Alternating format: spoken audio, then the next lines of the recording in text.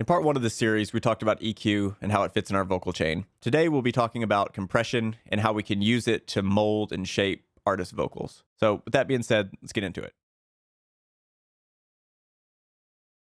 So I'm going to be showing you basically 3 different compressors that I'm using on the lead vocals. I'll briefly go over the other individual plugins, but I'm not going to focus too much on them. So let's just go ahead and get started. I'll play some of the song for you, and then we'll jump right in. I'll solo the vocals, and then we'll go from there. You should know my name, but no. I should be paid, but no. I keep it real, bitch, I don't change, no, everywhere I go. Just thought that I should let you know. All right, so that's kind of what we're working with here. So I'll go ahead and solo these vocals, disengage the plugins. I'll let you hear it as it was dry, and then I'll run through the plugins with you real quick. So here's the vocals with no plugins.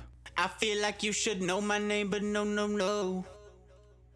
I should be paid, but no. I keep it real, bitch, I don't change, no, everywhere I go.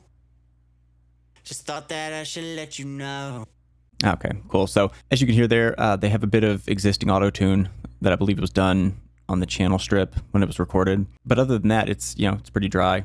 The first thing I've done is, just because of the existing sort of ambient noise in any household, I'm using the Clarity VX Pro, and this is a really good plugin by Waves. It does a great job of removing that noise without going overboard.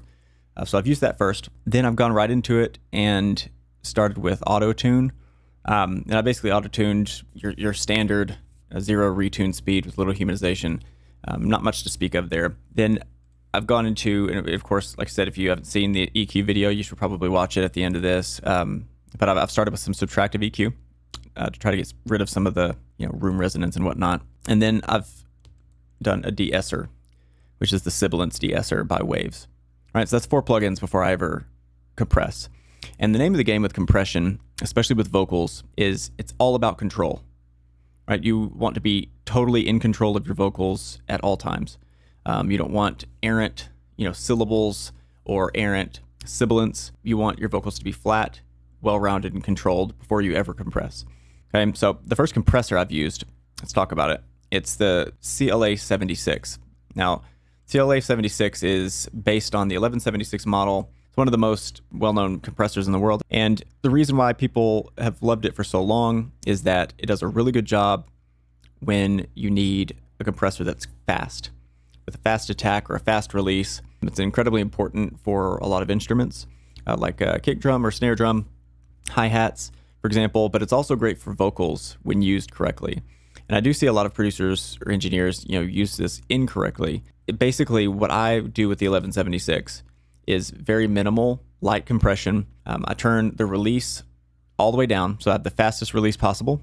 And while it looks like this attack is long, keep in mind that the 1176 slowest attack time is around a millisecond, so it's still incredibly fast. So all I want to do with this compressor is catch transients. Okay, so what I mean by that is any errant syllables that are louder than others, I want to bring those and rein those in, so that whenever I compress later, I don't have issues with those just sort of flying about. So I usually do anywhere between 1 and 3 dB of gain reduction here. So it's very, very minimal, very light, and I'll let you hear it with and without said compressor. Now, you may not hear much of a difference here, but I guess what I want you to listen for is the flatness and control of the vocal. I want to maintain that. I want to get rid of any errant syllables. So I'll go ahead and play it without and then with the plugin. I feel like you should know my name, but no. I should be paid, but no. I keep it real, bitch, I don't change, no. I'll go ahead and engage it. I feel like you should know my name, but no. I should be paid, but no. I keep it real, bitch, I don't change, no, everywhere I go. Just thought that I should let you know. Okay, so one thing you'll notice is it's a bit louder, of course, but the vocals are more kind of in your face. While they're not being compressed heavily at this point, I did want to sort of rein them in. So that's the goal with the first compressor for me. After the first compressor is kind of where the fun stuff starts. You can go a ton of different directions here. I generally tend to go with additive EQ. I'm using the F6 for that. I've got some dynamic EQ on the high end, cut some of the low mids, After those additive EQ changes, I'm moving on to the next compressor. And the next compressor I'm using, I use something a little different than maybe you're used to. I use the MV2 quite a bit. Now, the MV2 is usually used for instruments. A lot of times people will use it for guitars. They'll use it for brass sounds. It's not often used for vocals, and I'm not really sure why. Because for me, the MV2 is a really important part of my repertoire, right? It does a really good job, as you can see here. It's got low level and high level compression. All this means is that with these type of compressors, there's going to be a threshold frequency. So let's say that frequency is 1,000. Wherever that threshold frequency lies, anything lower than that is going to be your low level compression. This is compressing the low end.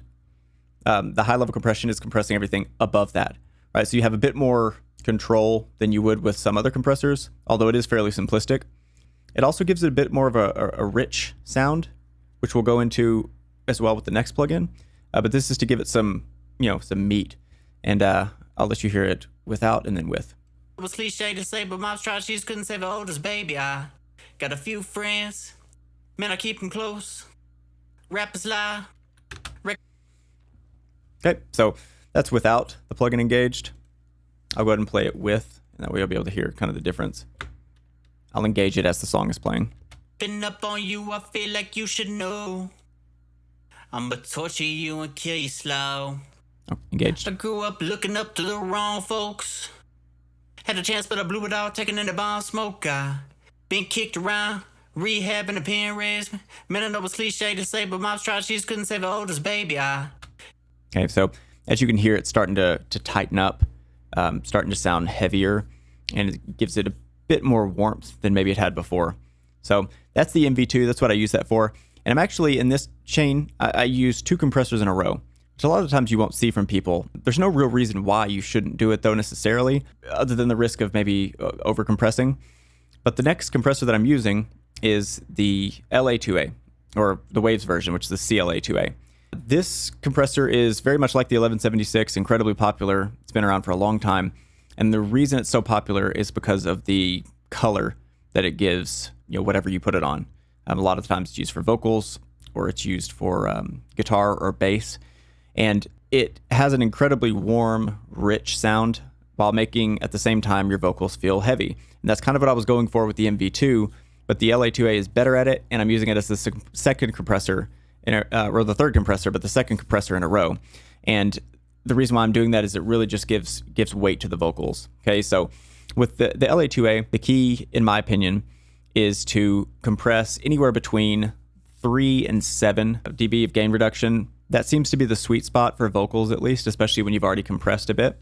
So I'll play it with all of these engaged, with the MV2, of course, and then as it's playing, I'll bring in the LA2A, and that way you can hear the difference. Been up on you, I feel like you should know. I'ma torture you and kill you slow. I'll go ahead and engage it. I grew up looking up to the wrong folks. Had a chance, but I blew it all, taking in the bomb smoke. I been kicked around, rehab and a pen raised. Man, I know it's cliche to say, but mom's tried, she just couldn't save her oldest baby. Okay, so now it's really shaping up at this point. And like I said, the 2 compressor in a row thing, some people will wag their finger at you and tell you that's not the right way to do it. When it comes down to it, there is no right way. Keep in mind that these things can be molded to fit you and your sound and what you like and the way you like to hear vocals or whatever instrument you're compressing.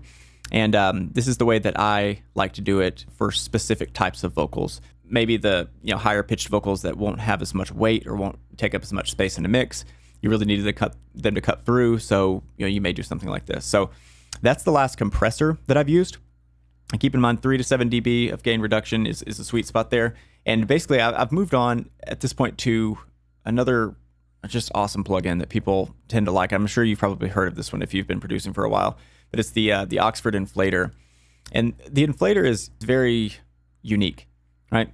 It sounds to me like it's a clipper, to put it simply, but it has this uncanny ability to make things louder and more full sounding without distorting the sound or without sounding cheap.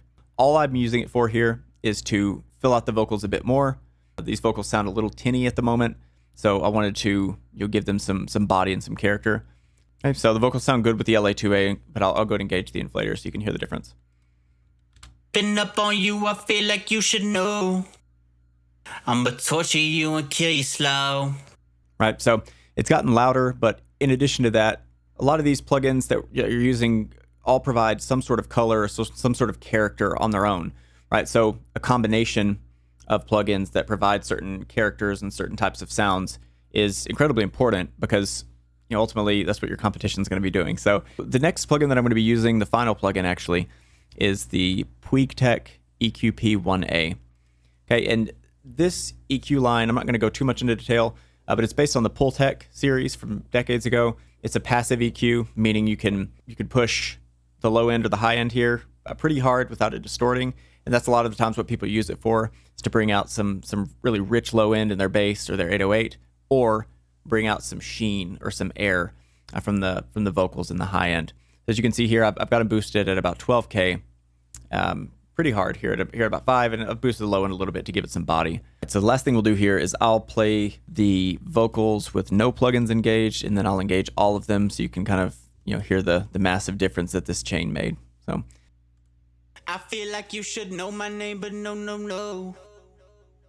I should be paid, but no. I keep it real, bitch, I don't change, no, everywhere I go. Just thought that I'll go and engage them. Know. I feel like you should know my name, but no.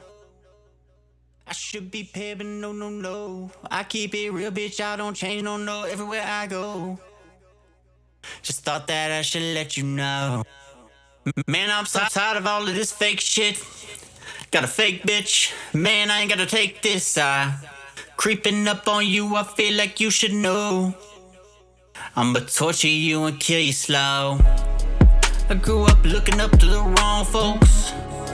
Had a chance, but I blew it all, taking in the bomb smoke. Been kicked around, rehab in the pen raised. Man, I know it's cliche to say, but mom's tried, she just couldn't save her oldest baby. I got a few friends, man, I keep them close. Rappers lie, record labels blow smoke. So I just sit back, don't try to put a camera on me, cause I don't want the fame, man, it's all the same to me. Wanna play to me, and I feel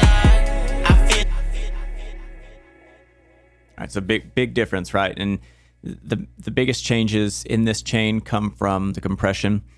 So, you know, I would utilize a chain like this in any instance where the vocals sound a little weak or they sound a little tinny, or you're trying to bring out some real body and character because you've got a mix that's going to be tough to cut through. But only through time and experience will you learn those sorts of things, but it's good to have these in your toolbox. So hopefully you learn something there. All right, guys, that'll just about do it. Don't forget to like and subscribe if you found some value in today's video. Also, don't forget to ring the bell if you're looking forward to part 3 and want to be notified.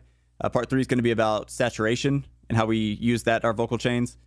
Otherwise, if you want to hear some of my beats or if you want to hear some of my work, feel free to check me out here on the YouTube channel. I also have a Spotify and Beat Store link in the description.